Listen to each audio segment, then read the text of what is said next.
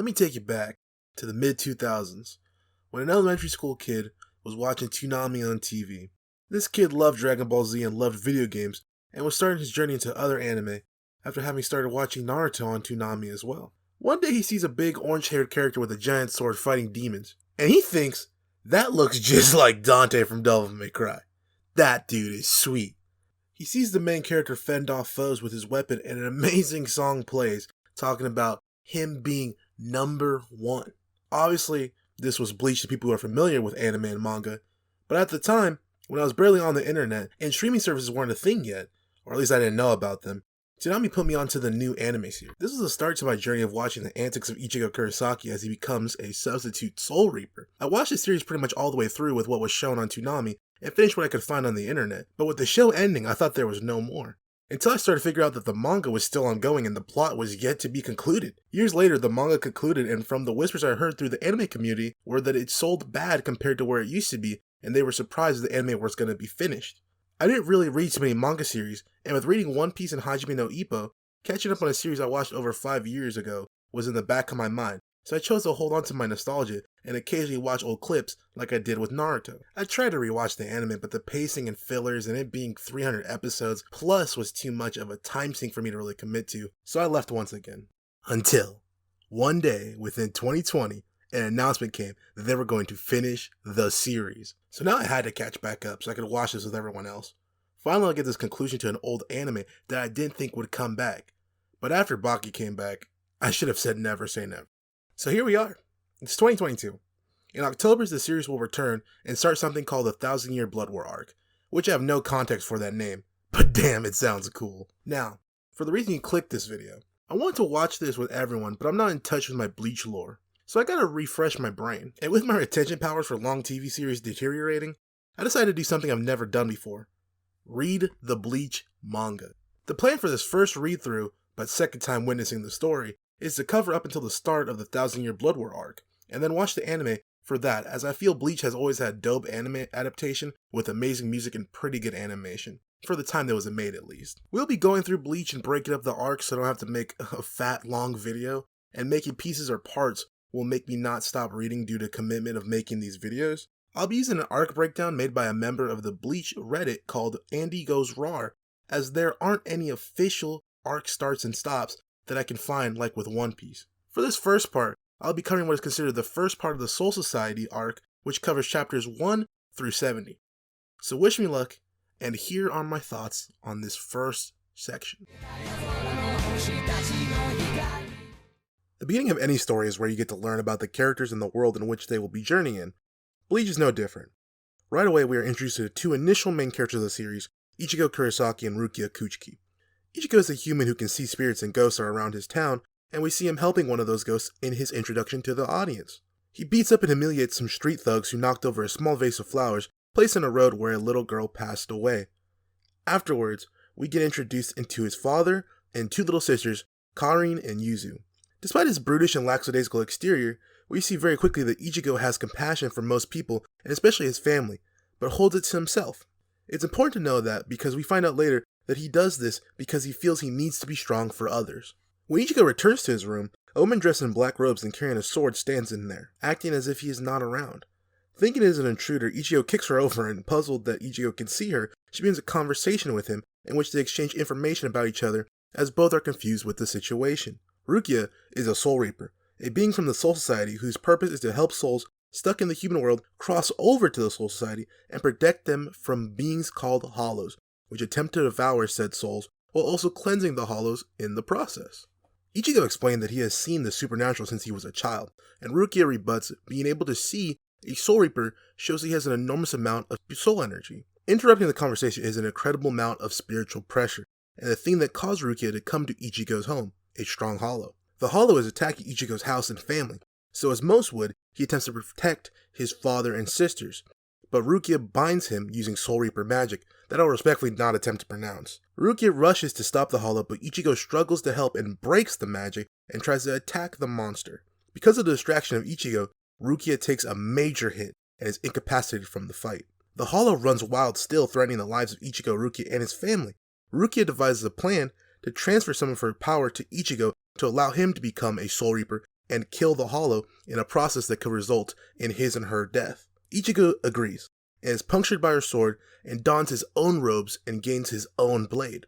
In a relatively quick fight, Ichigo dispatches the monster. However, despite the victory, Rukia is shocked as she only meant to give him half of her power, but he took it all without even realizing. And now, Ichigo is a Soul Reaper, while Rukia attempts to recover her powers. As far as introductions to universes go, I feel as though Bleach captures the moment of Ichigo becoming a Soul Reaper and establishing the villains, or in this case, monsters of the universe, in Hollows, was done well. From the start, we see Ichigo as a rough on the outside but sweet on the inside type of person, and see his latent desire to help others with a little girl spirit, and his quick to act attitude when his family is in danger. My only concern initially would be that a lot of concepts are thrown on the audience in a rather quick fashion, but throughout the following parts of the story, you are slow-rolled information that makes the audience feel like Ichigo, as they find things out on the fly and in the heat of battle, just as he does. The next portion of the story is dedicated to making Ichigo understand that saving people he can see isn't enough, and that turning a blind eye to possible danger is the same as letting people be killed, as Rukia explains why Soul Reapers are necessary, and how him getting involved in the situation with his sister is a direct causation of her losing her powers and being unable to save people by herself.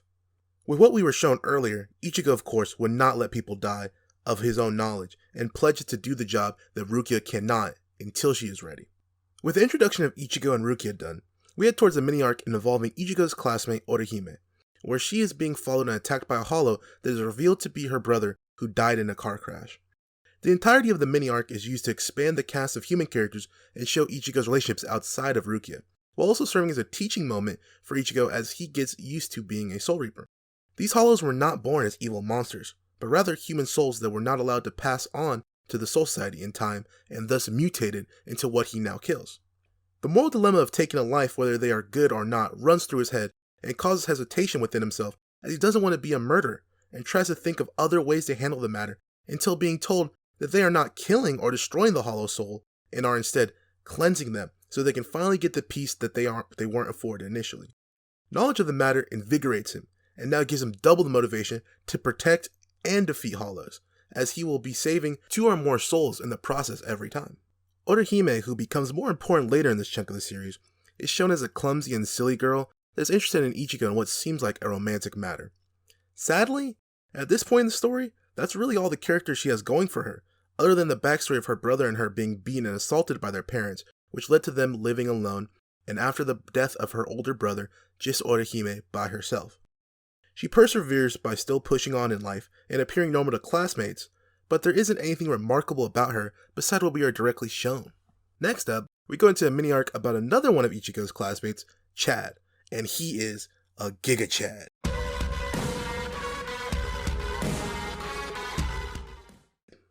Chad is Ichigo's right hand and shown to be one of his best friends in the series. So when he starts bringing a parakeet to school that resonates spiritual energy, he knows something is up. Since Chad has picked up the parakeet, he has multiple accidents occur in a short period of time, which leads Ichigo to believe that the bird is a hollow or has been connected to one. Upon further inspection, Ichigo and Rukia's hunch is proven correct, as a hollow is following the parakeet and killing anyone who picks it up to torture the bird and eat other souls.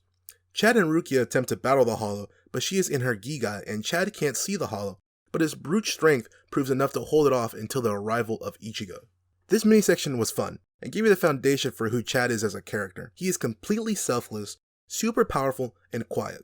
For his personality traits, and his physical appearance shows him to be of a darker complexion than everyone else, plus he has the name Chad, so it is assumed he is not only of Japanese descent. Chad at this point is a much more interesting character to me than Orihime, who was also introduced in our own mini-arc, for the sole fact that he has his own traits and identity that aren't entirely linked to Ichigo like hers are. If it feels as though I'm giving Orihime unfair criticism, feel free to debate me in the comments, because this is a personal review for myself and not an unbiased one, so my preferences leak into my opinions of each character. Also, just a quick side note before we move on to the next section. The scene where the hollow has been following the parakeet is sucked into the gates of hell for having been an evil person prior to becoming a hollow is one of the most visually intense and pleasing of the series up until this point. It also came out of nowhere. But just like most ideas of heaven and hell, if you are damned enough, you will not be getting a happy ending.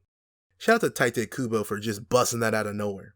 So with that, we'll move on to the next section that I crafted out with my notes, which covers the Kon and June 17th mini arcs. After the events that unfolded, Rukia decided that it was important for Ichigo to be present in class while he is out soul reaping as to avoid general suspicion, and give him a way to transfer without her assistance in case the moment arrives. How will she do this? With a very complicated item from the Soul Society that I will simply call a mod soul, because that's what the dub called it back in the day. There is a man named Kisuke who sells Soul Society items, and Rukia buys a mod soul from him that turns out to be a defective one that was originally built for combat against hollows. Without realizing it, they use the mod soul pill, and the defective mod soul runs wild inside the body of Ichigo. Ichigo comes to understand that the mod soul was made to protect any and all life, and just wants to do that without dying. They come to an understanding and decide to keep him and name him Kon, for shorthand of the full Japanese name of a mod soul that I won't try to pronounce. It's a very short mini arc, but it was very interesting for the introduction of Kisuke and a shop of Soul Society goods, and the mystery that surrounds him and his identity. For Kon, I really enjoyed the characterization they gave him of being a wild soul who wants to experience and taste freedom while also keeping his main objective firmly in his sights. The scene where he nearly throws himself off of a rooftop to protect the life of a small colony of ants was superb, and Ichigo's reaction to it was even better. Without having to outright say it, you can see in his face the thoughts running through his head. If this soul is willing to sacrifice himself to protect ants, is he really so evil that he has to be killed without a chance at life? Rukia also realized that and prevented Kisuke from taking Kon to dispose of him. It was perfect for adding more layers to the Soul Society and showing that above all else they adhere to the rules and regulations set for them. But Kisuke and Rukia work on a different set of ideals based more around emotions and morality. So now we get into what is the most significant arc up until this point of the series, what the manga refers to as June 17th. Ichigo and his family start acting a little weird on June 16th, and everyone from Rukia to his friends at school notice that he's acting a little different. Less like the face he puts on for the public and more of what the audience has seen him to be on his own. Tatsuki, one of Ichigo's friends and Orihime's best friend, asks the others what the date is, and she realizes that the anniversary of the death of Ichigo's mother is the very next day. She tells everyone that is there, not Rukia, about how Ichigo used to be prior to her death, and how he was a mama's boy and overall crybaby. She paints a picture of the complete change in his personality, as he put up walls to hide his overall feelings from then forth. Back in his home and bedroom, Ichigo asks for the next day off from soul reaping, which Rukia begins to scold him for before he states that it is the anniversary of when his mother was killed by him. He explains how he attempted to save a girl that he didn't realize was a ghost and nearly fell off a cliff before his mother saved him and took the brunt of the damage, resulting in her death. He entirely blames himself for this incident. Going off the character development we got in the last mini arc, it continues here, and I love it. We understand that Ichigo wasn't always this hardened exterior, soft interior type of person, but rather developed that as a coping mechanism for his mother's death. It reinforces the ideals of family that Ichigo holds so close to his heart, and why he tries ever so hard to be the guardian for his sisters, because he sees his mother within them. Rukia also shows more depth, as she has adverse reactions to Ichigo saying that he killed his mother, and even tells him that it wasn't his fault. For someone that lives in a realm of beings made from souls that passed on from this world, she shows a great deal of empathy for human issues, and tries to console many people in their ordeals. She even tries to consider that maybe a hollow killed Ichigo's mother, and wasn't from the fall that Ichigo caused, which he shuts down immediately just to prevent himself from making excuses. Rukia decides that he can do the plans he has for the celebration of his mother's life, but shows up alongside the family, just in case a hollow shows up during the events. Ichigo drags her aside and tells her off before she and Kon decide to go somewhere else in the area, but will still be close enough to reach Ichigo in case of an emergency. While the Kurosaki family performs their ceremonies, the girl ghost who appeared on the day Ichigo's mom died shows up in front of one of his sisters, and it is revealed a hollow is attached to the spirit. Ichigo arrives to fight off the spirit and save both of his sisters who have now been captured, when the hollow informs Ichigo that the girl he thought was a ghost is just an extension of himself that he uses as bait for people with strong spiritual energy to be eaten. After realizing that his mother must have been slain by this hollow when he was a child, Ichigo goes into a fury and begins his battle with the beast. Fueled by anger, he fights reckless and gets hit multiple times, including getting pierced in his chest very deep. Rukia tries to intervene, but Ichigo tells her to stay out of it, and that this isn't a normal hollow fight anymore, to which Rukia relives a memory from her past in the Soul Society, where she was told that there are two kinds of fights: fighting to preserve life, or fighting to preserve honor, and she does as Ichigo wishes and leaves the battlefield with both of his sisters. After an extremely damaging battle, Ichigo trades blows with the hollow and is able to kill the main attacking body of the beast before collapsing unconscious as it escapes from him and Rukia. As he lies on the ground, heavily bleeding from the puncture wounds suffered at the hands of the Hollow, Rukia whispers over his body, "Thank you for not dying, Ichigo. Thank you." From what I had remembered from watching Bleach when I was younger, I had thought that the Karakura Town portion of the show was severely lacking and really there as a thread to the latter plotline of the first grand arc. And I'm here to now admit how wrong I was. Starting with this mini arc and all the way till the end of the arcs I talk about in this video, pretty much everything is stellar. The storytelling and development takes a major step up, and you really start to see what makes these characters tick from top to bottom. Rukia showing so much interest for the well-being of Ichigo in this arc shows a step forward from what it was originally. Instead of a Soul Reaper trying to prevent the death of an innocent soul, it is now someone trying to protect one of their closest companions. If you want to look at them as just very good friends who understand each other deeper than a lot of people do, or something more, the connection between Rukia and Ichigo is undeniably strong at this point in the time.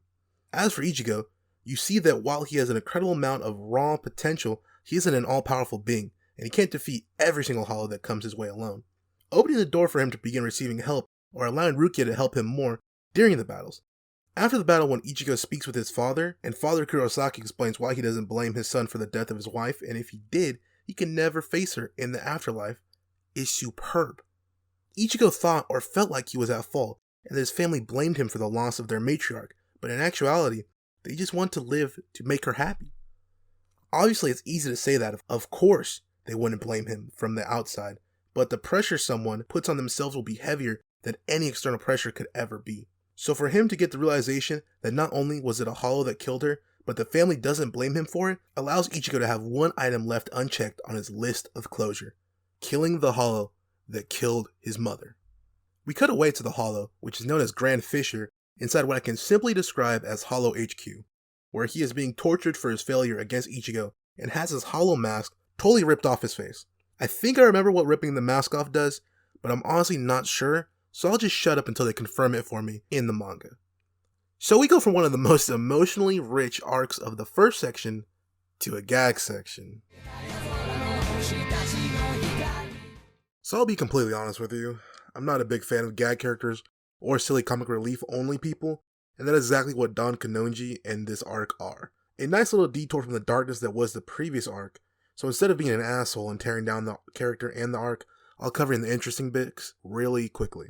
I like what Don Kanonji represents, which is the general public like Ichigo was before he gained Soul Reaper powers, and how they get involved in the spirit's business without truly understanding what they are doing. Of course, Kanonji does some things way worse than Ichigo did, like speeding up the process at which the humans become hollows for a TV show and profit. But still, it was where Ichigo was at chapter 1. The story also kicks down the door and directly acknowledges that there is a love triangle going on between Ichigo, Rukia, and Orihime, even though in my mind Orihime is not even anywhere close to being in the running for victory, which is a fun little bit of laughing with the audience at the writing of the series. And as a positive for Kanonji, he has a fun little Nirvana ripoff tagline in the English translation in "It smells like mean spirit." Oh, and Kisuke showed up again. I really like his character design and overall drip levels. So yeah, shout out Ichigo for teaching Kanonji not to do that to help spirits. And on top of that, shout out Kanonji for realizing that Ichigo is a hero in his own right, even though he doesn't have a TV show. Well, not in universe at least. Moving on. So remember how I said that Ichigo's not going to be able to take down all these hollows at his current level and might need some help? Well, here they are. Kinda. After the incident at the filming of Don Kanonji's show, Ichigo and friends are getting reprimanded for their involvement when Ichigo and Chad proceed to use Rukia's distraction to run away in a scene that makes me laugh as we see Gargantuan Chad running from the school principal. This scene has nothing to do with anything, but I thought it was really funny and worth mentioning. So, real time now. Ichigo and Rukia have been getting hollow alerts, but by the time they arrive, the hollows have already been disposed of. After many of these incidents, Ichigo and Rukia are finally confronted by the culprit of the hollow deaths, a fellow student of theirs, Uryu Ishida. Uryu tells Ichigo and Rukia that he has known about the two of them for a while because he can sense spiritual pressure to an even better degree than Rukia and Ichigo currently can. Uryu, a cold but suave individual, informs Ichigo and Rukia that he is a Quincy, a race of beings that had their own spiritual techniques separate from Soul Reapers used to dispatch hollows. After this initial meeting, they go their separate ways, only for it to be revealed that this whole time Uryu has been in Ichigo's class. In their second meeting outside of school, Uryu raises a contest to Ichigo to prove who is superior, Quincy or Soul Reaper. Whoever can kill the most hollows wins, but not naturally appearing hollows. Uryu has some sort of hollow bait that he crushes, drawing them to the town so that he and Ichigo can battle it out. While this happens, Rukia receives a history lesson on Quincy's from Kisuke at his shop, where he details the trials and tribulations that Quincy's lived through, or rather, died from. The Soul Society and Quincy's had a disagreement on how hollows should be handled. Soul Reapers wanted them cleansed for their spirit to pass on, and Quincy's wanted them to be obliterated for their crimes. However, killing them without cleansing left the worlds uneven in the amount of souls, causing the worlds to blend together. The Quincy's refused to stop doing what they were, and thus a war broke out between Reapers and Quincy's to prevent the merging of the worlds. The Quincy's were nearly exterminated except for a select few who were willing to conform. This goes without saying, but genocide is like never cool. Don't really think you need to hear me say that though, because it should be a belief that everyone has. However, it is a moral dilemma because the death of Quincy's could have been avoided for pride, like the quote from Rukia's memories earlier. Uryu does have a genuine gripe to be had with the Soul Reapers, but the way he is going about settling it is putting many lives at risk, like the Quincy's originally were. Hey, look at that. There's some parallels there. While all of this is going on, Chad and Orihime are going on their own mini adventures where they both awaken powers within themselves that had come from the residual spiritual energy from being around Ichigo and his overwhelming amount of spiritual pressure. Orihime receives 6 elf thingies that can create shields, attack with said shields, and heal people. She will be the white mage of the group. Chad gains the power of Punch, with an arm that somewhat resembles a hollow's, but with a big cannon on the back that it can shoot, generate extra momentum into a literal falcon punch. Not much undertones to talk about here, just know that we are getting close to assembling the Avengers of hollow killing. Back to Ichigo and Uryu, who are killing hollows at an extremely high pace while trying to prevent the deaths of any civilians, while Uryu realizes that the bait is working too well and now he can barely fight back the enemies. After making sure that all of his friends will be safe, which they are because Kisuke picked them all up and explained the Soul Society and stuff to them, Ichigo finds Uryu and yells at him for doing this stupid contest in the first place. He tells him that what Soul Reapers did to his people isn't reason to do this, as Rukia filled Ichigo in on what happened. Surprisingly, Uryu says he thought the Soul Reapers did the right thing when it came to the Quincy War. However, what he was angry about was an incident where his grandfather, also a Quincy, had to fight off hollows alone while waiting for Soul Reapers who came much too late. Ichigo tells him that what his grandfather wanted more than Quincy's to be the best was for Quincy's and Soul Reapers to cooperate, like he and Ichigo can right now. So they team up and take down a bunch of baby hollows before the appearance of a Menos Grande, a giant skyscraper-like hollow that normally requires a strong squad of Soul Reapers to defeat. However, Ichigo, with his incredible spiritual energy, battles back against the Menos Grande's power beam and uses his untapped potential to heavily wound it and force it to return to Hueco Mundo. Shout out Hueco Mundo. Ichigo collapses, Uryu is mystified at Ichigo's power, and everyone goes their separate ways to heal after the epic conflict against the Hollows. This mini-arc was definitely here to flesh out the world of Bleach more than to build the characters' personalities. We learned that there are other kinds of spiritual warriors, that Ichigo holds a great amount of potential, far greater than initially believed, within himself to rival even the greatest of Soul Reapers, and that the Soul Society will do absolutely anything to ensure the protection of the two realms, even if it means killing an entire race. My only complaint from all this is that Chad and Orihime's powers, as of right now, make no sense, and haven't been explained to my liking. Like Ichigo swings big sword, Uryu shoots bow with techniques that the Quincy's created, but what are Orihime and Chad? Why do these elves make shields and split hollows in half, and why has she allegedly had them with her this whole time? Why does Chad have a literal jet engine attached to his arm, and don't tell me it's just because he's a Giga Chad. That's my bit. All I know is I'm a very big fan of Uryu's aesthetic, and I'm excited to see him possibly work with Ichigo in the near future. Wink wink. But things aren't all peachy in Karakura Town. Due to Ichigo unleashing an incredible amount of spiritual energy and single-handedly pushing back a Menos Grande, the Soul Society has been made aware of his illegal existence as a Soul Reaper. They also know that Rukia was assigned to the area, and that it must be her powers that had gone into Ichigo, and send out a squadron of Soul Reapers to eliminate Ichigo and recover Rukia so she can be given a proper sentence for her crimes against the Soul Society. This is when Bleach goes all gas, no brakes. Without a doubt, this is my favorite part of the first 70 chapters of Bleach. It carries the most impact and really shows how fleshed out these characters can be and the depth they have. After the incident involving Uryu and the Menos Grande, Ichigo and Rukia return to school to reset to normal, with Uryu drawing attention from his classmates for the wounds suffered to his arms from the constant use of his Quincy bow. At lunch, Ichigo is hanging out with his guy friends and Rukia is sitting in a tree alone. She's approached by the other girls in the class who begin to ask her questions like, what is your involvement with Ichigo? Do you like Ichigo? And these questions begin to make her think. It seems as if she has developed some sort of deeper bond with not only Ichigo, but the other people in Karakura Town, and it's something unbefitting of a Soul Reaper. She realizes that not having her powers for so long and living the school life with Ichigo has changed her. It's made her human. So she decides that it's time to leave Ichigo. Rukia is the most interesting character in the early parts of the series.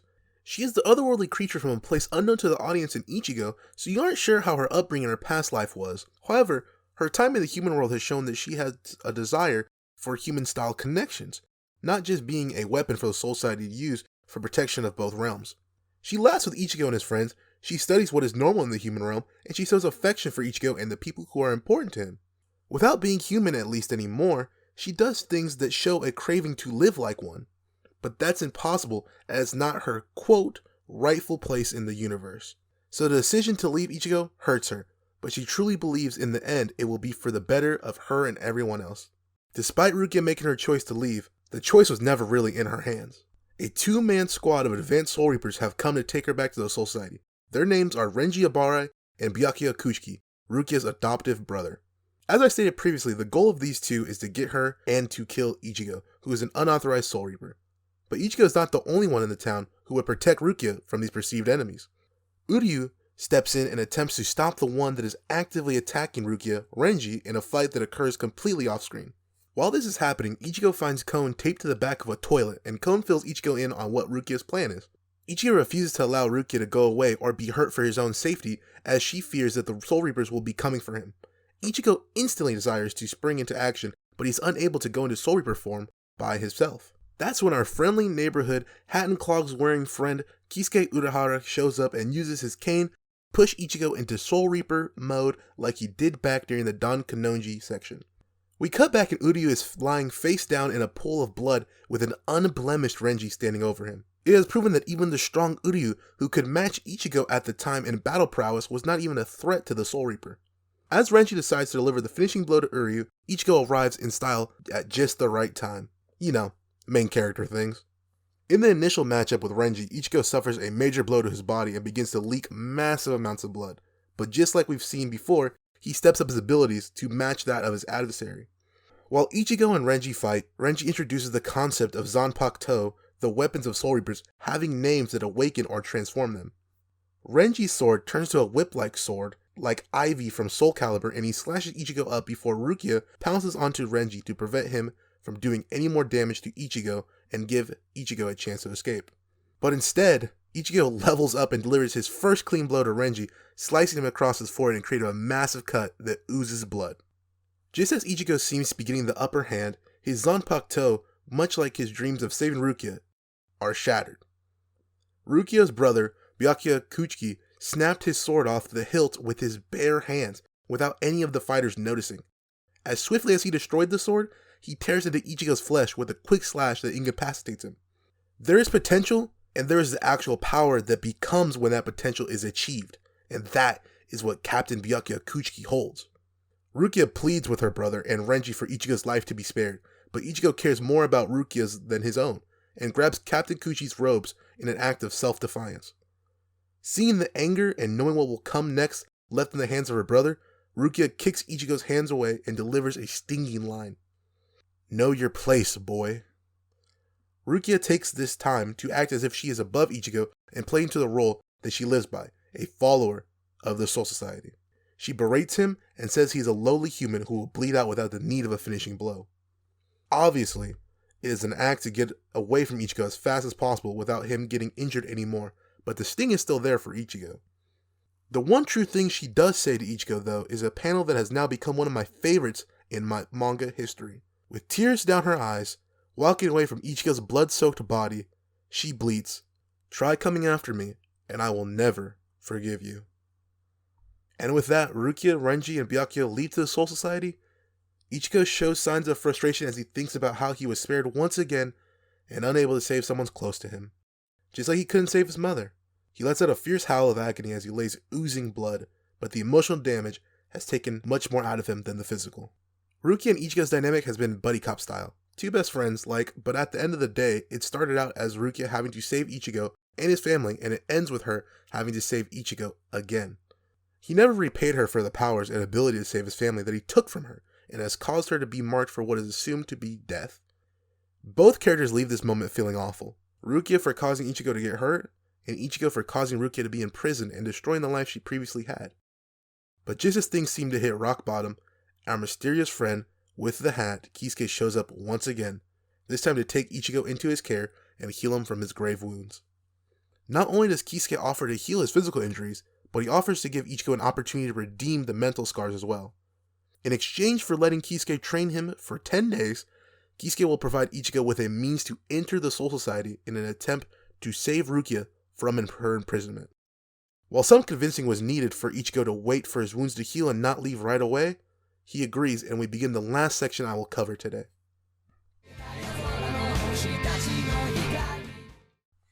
This section is mostly world building and advancement of Ichigo's powers, so I'll cover this like I covered the Don Kanonji arc, albeit with more explanation of events.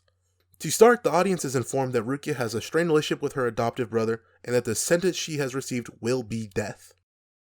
In Karakura Town, Ichigo, Orihime, and Chad have all decided to receive training.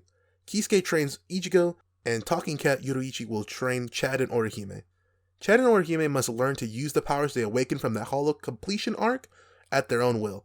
Ichigo must relearn his ability to become a Soul Reaper, as Rukia Kuchiki took it away from him during their fight. During the training that Ichigo receives, we get some scenes of body horror, with Ichigo gaining a chain that other spirits have, and it begins to eat itself as an imposed timer for Ichigo to become a Soul Reaper or die and become a Hollow. At the buzzer, he transforms into a Soul Reaper once again, but not before a hollow mask forms on his face. While the mask doesn't control him or make him ravenous, it being there is somewhat a sign of concern, as it means that there may be something within Ichigo that is part hollow. Yeah, I kinda know what's going on there already. Ichigo is then tasked with hitting Kisuke, and to do so, he must awaken his own Zanpakuto, and he does so by using the technique that Uryu used to sense Ichigo was a Soul Reaper with the ribbons. His sword's name is Zangetsu, and it awakens into an even larger blade with no formal hilt, only a wrap around its base, and finishes the training required for him to enter the Soul Society. Chad and Orihime learn to activate and control their powers at a level to be competent in a fight, and Uryu appears at Kisuke's despite having declined the training from Yoruichi earlier in the arc. It is shown that he developed something that he didn't want others to witness until it was time to be unleashed in battle. Kisuke opens up the portal to the in-between realm of the human world and Soul Society, which is extremely dangerous due to a cleansing creature made to eliminate stray souls. Our heroes jump in, and Chapter 70 concludes with the road to the Soul Society and the saving of Rukia just beginning. Bleach was one of my favorite series in my younger years, and revisiting it here reminds me why. At its core, Bleach is fun and shows an ability to create characters that are easy to fall in love with. Of course, there are downfalls to the series, like with anything else, but not really explaining things as they happen, which makes certain moments feel like ass pulls, is kind of the biggest issue I have. But I'll give the series a chance to show these reasons at a later time, because giving up all the information at once can feel like an exposition dump. The comedy can be hit or miss, but I would say that the ratio is about 80-20, with the entertainment being funny more than not. I'm excited to enter the Soul Society portion of the story, as my favorite part from my childhood. So I'll be back soon, in what could be many weeks or a few weeks, to cover the next portion of the series in a video. Also, don't be surprised if the formatting of these videos changes, because this was a lot to script out and this was a lot to record lines for. But if it's enjoyable and everyone loves it, we'll keep the same format and we'll keep it trucking. So to remind you guys, we want you to support the Binge Boys, subscribe, like, and be ready for the next portion of my Bleach reviews. Thank you for watching, and come back, please.